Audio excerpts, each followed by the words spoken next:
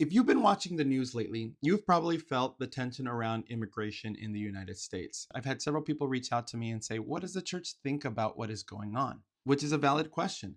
So, for years, the Church of Jesus Christ of Latter day Saints has been clear on one point. Nations have the right to enforce their laws and secure their borders.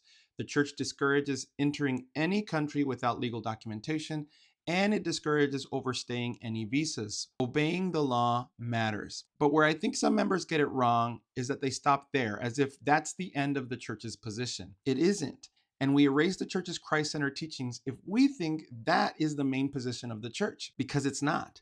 The church itself has repeatedly said the bedrock moral issue in immigration is how we treat each other as children of God. The church is concerned about and does not support mass expulsions, mistreatment of families, or policies and enforcement of those policies that target groups based on race, culture, or religion.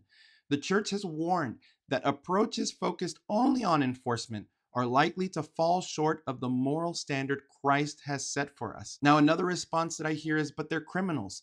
And this is where clarity matters. There is a real difference between violating civil immigration laws and committing serious or violent criminal offenses. The church has never suggested that people who commit severe criminal offenses should be ignored, excused, or protected from accountability. But being undocumented is a civil violation and is not the same as assault, trafficking, or violent crimes.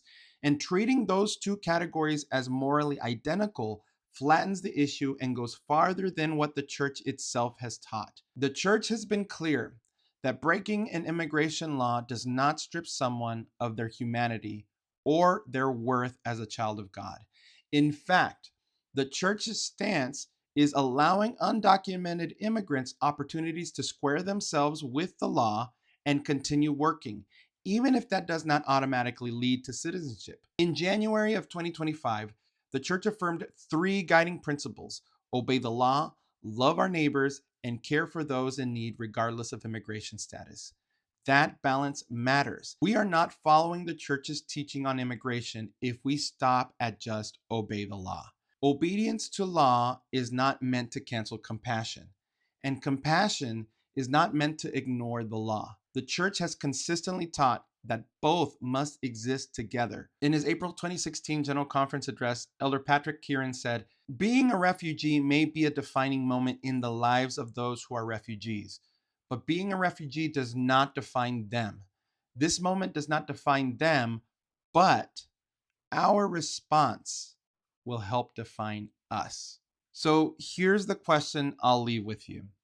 When you look at what's happening right now in immigration enforcement, do you see that balance the church has taught between law, compassion, family unity, and human dignity? And if not, what do you think it would look like to move closer to it? Let us know in the comments below.